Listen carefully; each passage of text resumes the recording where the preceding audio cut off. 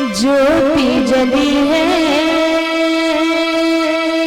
श्री राम जी की आरती होने लगी है। जगमगी जगमगी ज्योति जली है श्री राम जी की आरती होने लगी है। श्री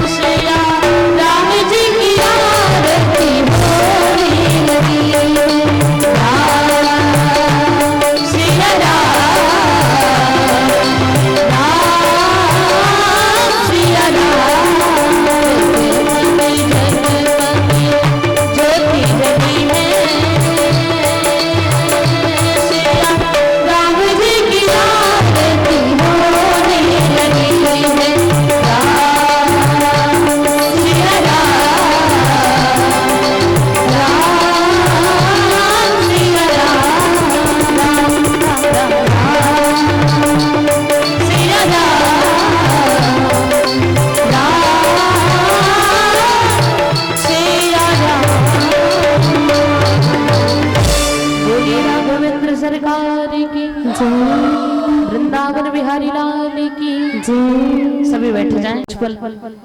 दोनों हाथों को जोड़कर दोनों आंखों को बंद कर परम पिता परमेश्वर के पावन चरणों का ध्यान करेंगे। पुनः प्रभु की पावन कथा होगी।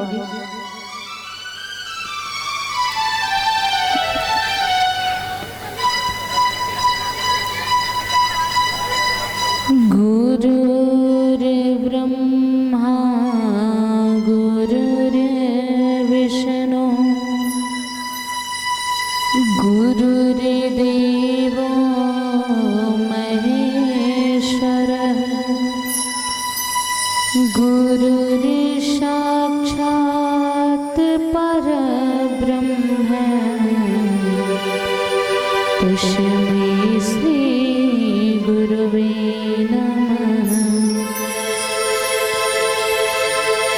या देवी सर्वभूतेषु शक्तिरूपेण संस्थिता नमस्तस्यै नमस्तस्यै नमस्तस्यै नमो नमः। नीलाम्बुज श्यामल कोमलांगम सीता समारोपित वाम भागम पाणो महाशायक चारु चापम नमामि रामम रघुवंशनाथम। सच्चिदानंद रूपाय विश्वोत्पत्त्यादि हेतवे तापत्रय विनाशाय श्रीकृष्णाय वयं नमः। अतुलित बलधामम हेमशैलाभदेहम दनुजवन कृशानुम ज्ञानिनामग्रगण्यम् सकलगुणनिधानम वानराणामधीशम रघुपति प्रियभक्तम वातजातं नमामि। शीयमांडवी उर्मिला श्रुतिकीरति वरवाणी चारि सुवन चार्यो रतन तुलसी सहित प्रणाम। देवदनुजन नाग खग प्रेत पितर गंधर्व वंदो किन्नर रजनिचर कृपा करहु अवसर।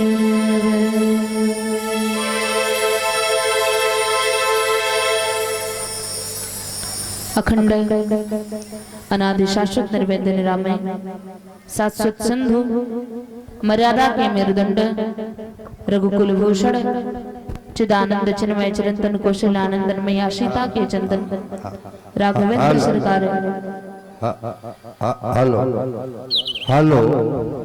वृंदावन की गलियों में रास के रचैया बंसी के बजैया द्रौपदी की लाज के बचैया चीर के चुरैया माखन के चुरैया देवकी नंदन यशोदा नंदन श्री राधा के चंदन वृंदावन बिहारी सरकार।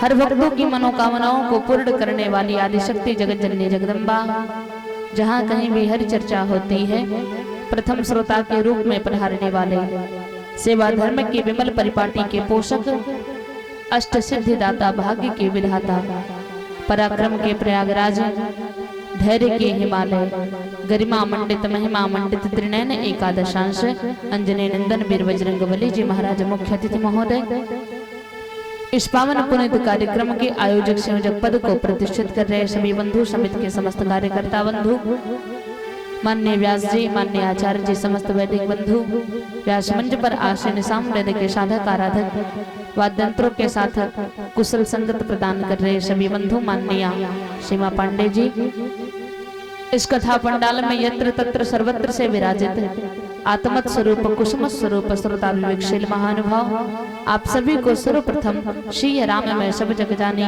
करो प्रणाम जोर जुग पानी। आइए प्रभु की पावन चर्चा में प्रवेश करने से पूर्व सभी लोग व्यास मंच के नियम के अनुसार भगवान नाम संकीर्तन से अपने तन और मन को पवित्र करेंगे। तत्पश्चात प्रभु की पावन कथा होगी। बोलिए राघवेंद्र सरकार की थोड़ा और जोर से बोलिए वृंदावन बिहारी लाल की अवध धाम की कनक भवन दरवाजे खड़े रहो। एक बात बताइए, कौन कौन अयोध्या गया है? कनक भवन की झांकी सबने देखा होगा ना? राम जी, सीता जी, लक्ष्मण जी सबने देखा है ना? तो सभी निवेदन करेंगे कि कनक भवन दरवाजे खड़े रहो, कनक भवन दरवाजे खड़े रहो, कनक भवन दरवाजे खड़े रहो, कनक भवन दरवाजे खड़े रहो, कनक भवन दरवाजे खड़े रहो, कनक भवन दरवाजे खड़े रहो, कनक भवन दरवाजे खड़े रहो, कनक भवन दरवाजे खड़े रहो, जहाँ श्री राम जी विराजे खड़े रहो, जहाँ श्री राम जी विराजे खड़े रहो, जहाँ श्री राम जी विराजे खड़े रहो, कनक भवन दरवाजे खड़े रहो, कनक भवन दरवाजे खड़े रहो। सभी लोग, जितने लोग चाहते हैं कि कनक भवन जाएं और सरकार की सुंदर झांकी को देखें, तो जरा दोनों हाथों को उठा करके तालियां बजाते हुए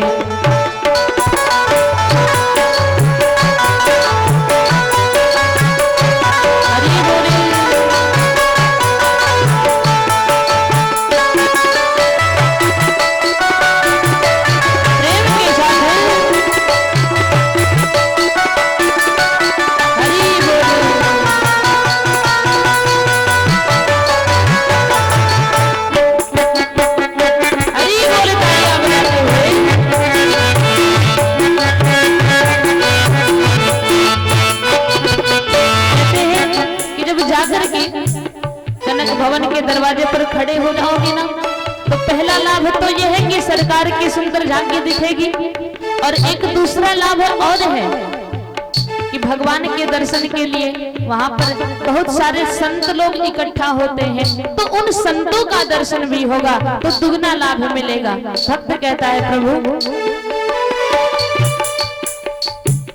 आवत जाते संत जन दर्शन, आवत जाते संत जन दर्शन, आवत जाते संत जन दर्शन, आवत जाते संत जन दर्शन, दर्शन करते सजन मन हर्षण, दर्शन करते सजन मन हर्षण, देखत कली मन भाग्य खड़े रहो, देखत कली मन भाग्य खड़े रहो, कनक भवन दरवाजे खड़े रहो, कनक भवन दरवाजे खड़े रहो।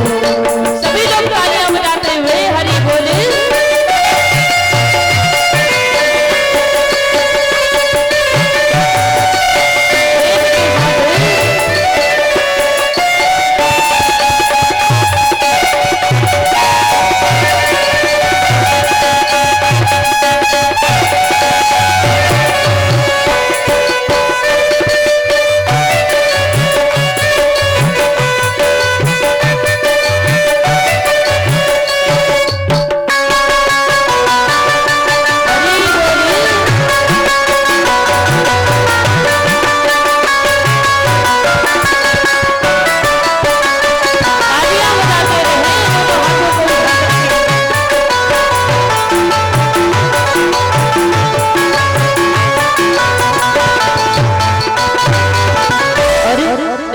भवन के दरवाजे पर खड़े होकर के देखेंगे तो दिखाई क्या देगा?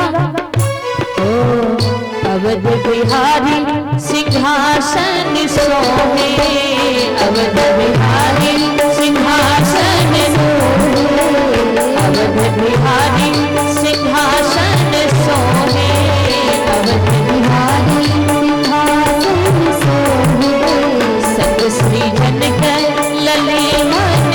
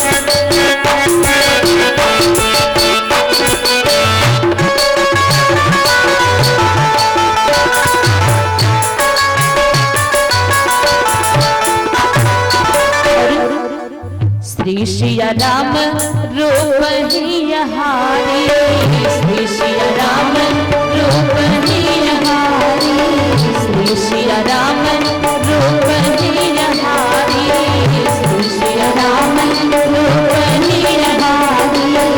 लख राजेश जाई बलिहारी, लख राजेश जाई बलिहारी, लख राजेश जाई बलिहारी, लख राजेश जाई बलिहारी।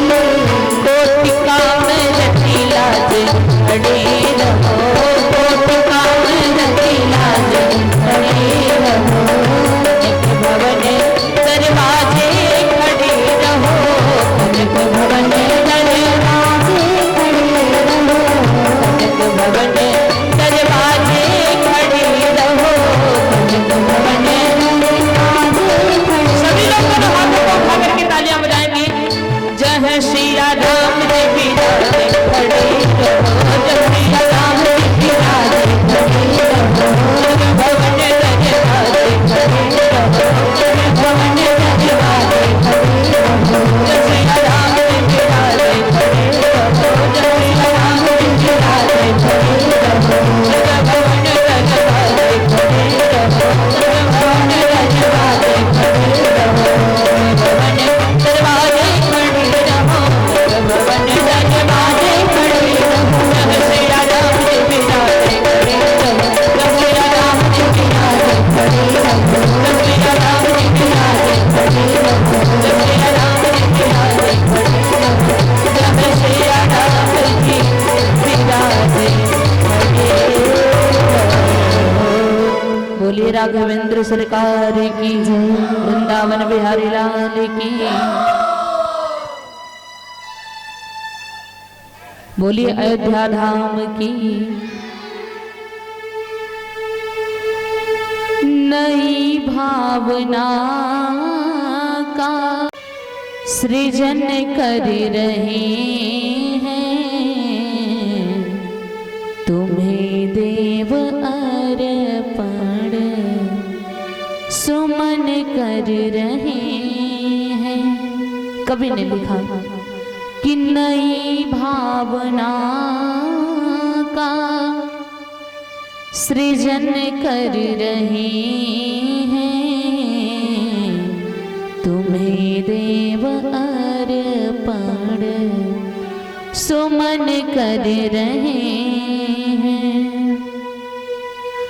अनूठी प्रकृति की अनूठी विधा है, अनूठी प्रकृति की अनूठी विधा है, अनूठा जहर यूं पिए जा रहे हैं, है अनजान राहों के गुमनाम राही, सुधा ओट में विष पिए जा रहे हैं। नई भावना का सृजन कर रहे हैं, तुम्हें देव अर्पण सुमन कर रहे हैं। ये माया की बगिया में कांटों के पौधे, ये माया की बगिया में कांटों के पौधे, उसी बीच उलझे जिए जा रहे हैं। नई भावना का सृजन कर रहे हैं, तुम्हें देव अर्पण सुमन कर रहे हैं। कथा प्रेमी श्रद्धालु, आज की कथा में हम अपने व्यास मंच से आप सभी पधारे हुए श्रद्धालु भक्तों का हार्दिक स्वागत और अभिनंदन करते हैं और साथ ही साथ निवेदन भी करते हैं। प्यारे कवि ने लिखा, नई भावना का सृजन कर रहे हैं, तुम्हें देव अर्पण सुमन कर रहे हैं। परमात्मा के चरणों में सुमन अर्पित करने की बात कही गई। चर्चा चल रही थी सुमन का आशय। वैसे तो फूल होता है, लेकिन एक सुमन का अर्थ होता है, कहते हैं सु अर्थात सुंदर और मन, जो कि सबके पास है। परमात्मा सुमन के भूखे नहीं है, परमात्मा फूल के भी भूखे नहीं है। परमपिता परमेश्वर हमारा आपका जो सुंदर मन है ना, इसकी चाह करते हैं वो। हमारे आपके पास जो सुंदर मन है, परमात्मा इस सुंदर मन को चाहता है, लेकिन हम आप करते हैं क्या, उनके चरणों में पुष्प तो चढ़ा दिया, लेकिन अपने सुंदर मन को चढ़ा नहीं पाता। हमारा मन उस परमात्मा के चरणों में नहीं लगता। जबकि ये संसार क्या है, मन लगता है संसार में। ये संसार क्या है, कहते हैं ये माया की बगिया में कांटों के पौधे उसी बीच उलझे जिए जा रहे हैं। ये माया का बगीचा है। हम आप घर परिवार में उलझे हैं, परमात्मा को भूल बैठे हैं। एक व्यक्ति ने कहा एक संत से कि कितना भी प्रयास करें, मन को कितना भी परमात्मा में लगाएं, लेकिन ये संसार हमारे मन में आ ही जाता है। कितना भी प्रयास करें, पर कहीं ना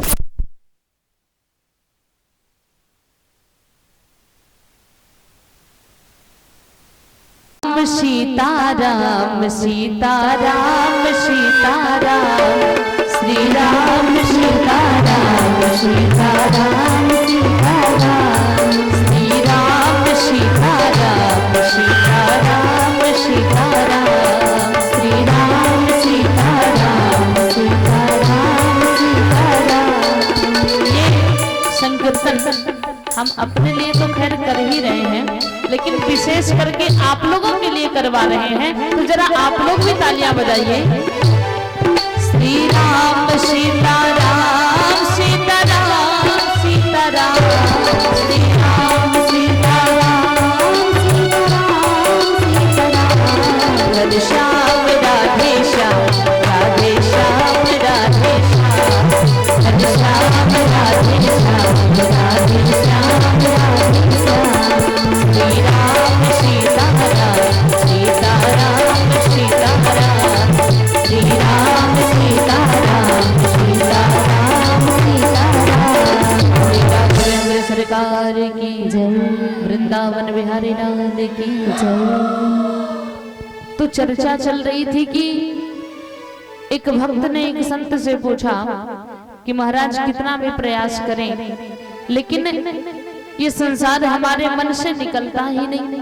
कितना भी मन को परमात्मा के चरणों में लगाएं, थोड़ी देर ध्यान किया, पुनः फिर से वही घर बार जीवन परिवार नातेदारी पुनः मन में घुस जाता है।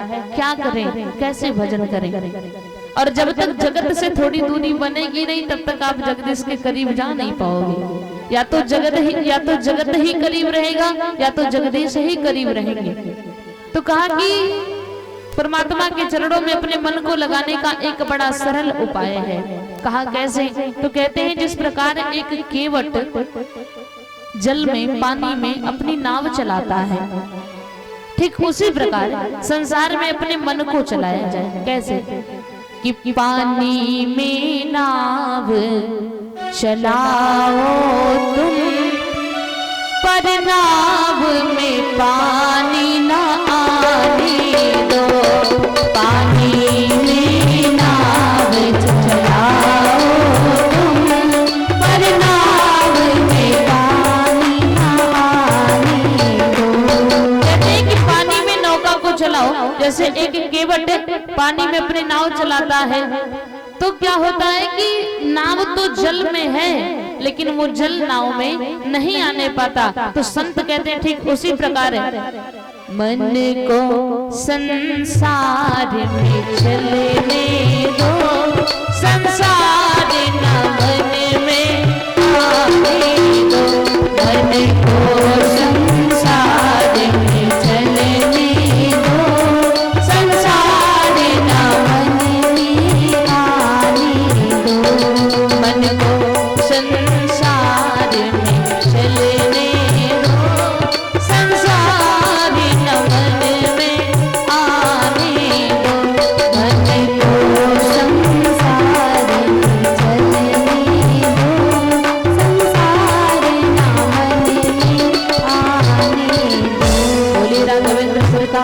की। कहते हैं जिस प्रकार केवट जल में नाव चलाता है कि नाव तो जल में है पर जल नाव में नहीं घुसने पाता, उसी प्रकार संसार में अपने मन को चलाओ कि ये मन तो संसार में हो लेकिन ये संसार हमारे मन में ना आने पाए और हमारे मन में उस परम पिता परमेश्वर का निवास हो। हम हमारा मन उस परमात्मा के पास हो, बाकी भले ही हम घर परिवार समाज में हो। करशे कर्म करहु विधि नाना, मन राखहु जहाँ कृपा निधाना। लेकिन गृह कार्य नाना जंजाला, ते अति दुर्गम शैल विशाला। घर में बहुत सारे काम काज होते हैं। एक बार की बात है, एक गांव के बगल से एक नदी बहती थी। तो एक दिन एक संत जी का आगमन हुआ तो नदी के घाट पर बैठे थे। तो सुबह से लेकर के दोपहर हुई, पुनः शाम हो गया। संत जी ने नदी को पार भी नहीं किया और गांव में भी नहीं आए, वहीं घाट पर बैठे हैं। धीरे धीरे करके पूरे गांव में सूचना फैल गई कि आज एक बाहर से बड़े संत पधारे हैं, वो घाट पे बैठे हैं, ना उस पार जा रहे हैं ना गांव में आ रहे हैं। गांव की कुछ संभ्रांत लोगों ने सोचा चलो चल करके पूछे महाराज क्या बात है, अगर उन्हें निवास करना हो तो उन्हें व्यवस्था दी जाए। कुछ लोग जाकर के पूछे, चरणों में प्रणाम किया और कहा महाराज क्या बात है, आप सुन रहे हैं कि सुबह से लेकर के शाम हो गई आपने नदी को पार नहीं किया। अगर आपको विश्राम करना है तो गांव में चलिए और नहीं तो व्यवस्था बनवाएं, नौका बुलवाएं, आप उस पार चले जाइए। उस संत ने कहा मैं तो इंतजार कर रहा हूँ। उस संत जी ने कहा कि मैं इंतजार कर रहा हूँ। लोगों ने पूछा किस चीज का? संत जी ने कहा देखो थोड़ा ध्यान से, ये धारा कितनी तेज बह रही है, ये धारा बहुत तेज बह रही है। मैं इंतजार कर रहा हूँ कि बह करके खत्म हो जाए, पानी खत्म हो जाए, तब मैं नदी को पार कर लूंगा। लोगों ने कहा महाराज हमें लगा था आप बड़े विद्वान हो, लेकिन आप यहाँ बैठ करके धारा के खत्म होने का इंतजार कर रहे हो। ये ऐसी धारा है जो अनवरत बहती रहती है, कभी खत्म नहीं होती। थोड़ा समय आता है तो जल थोड़ा कम हो जाता है, लेकिन कभी खत्म नहीं होता। ये नदी जो है ना, जो इसकी धारा है, ये ऐसे अनवरत बहती रहती है। आप इंतजार ना करो, अगर इंतजार करोगे तो पूरा जीवन खत्म हो जाएगा और ये धारा बह के खत्म नहीं होगी। अगर आपको जाना है तो नौका मंगवाते हैं और उसी के सहारे आप चले जाओ। संत जी ने कहा अच्छा, तो ये धारा बह के कभी खत्म नहीं होगी, मुझे अगर उस पार जाना है तो मैं नौका ले लूं, नौके के सहारे चला जाऊं। तो ध्यान रखना गृहस्थ लोग, जब हम संत कहते हैं कि भजन करो, भक्ति करो, तो तुम सभी कहते हो कि अभी बेटे का विवाह करना है, निपट जाए तब, बेटी का विवाह करना है, निपट जाए तब। लोग चारों धाम बुढ़ापे में जाते हैं, एकदम बुढ़ापे में, जब घर बार से निवृत्त हो जाएंगे, बेटा बहू सब कुछ जब हो जाएगा, कुछ लोग जा भी पाते हैं, कुछ लोग नहीं भी जा पाते हैं। तो आज का मानो, उस संत जी ने कहा जब हम संत तुम गृहस्थों से कहते हैं कि घर बार के काम काज के साथ साथ तुम सभी भक्ति भी किया करो, तो तुम सब कहते हो थोड़ी जिम्मेदारियां कम हो जाएं तब भक्ति करेंगे। तो जिस प्रकार ये नदी की धारा कभी बह के खत्म नहीं होगी, उसी प्रकार तुम्हारी जिम्मेदारियां कभी खत्म नहीं होंगी। एक खत्म होगा दूसरा सामने आ जाएगा, तो फिर तुम्हारा जीवन यूं ही बीत जाएगा इंतजार करते करते, कभी खाली नहीं हो पाओगे।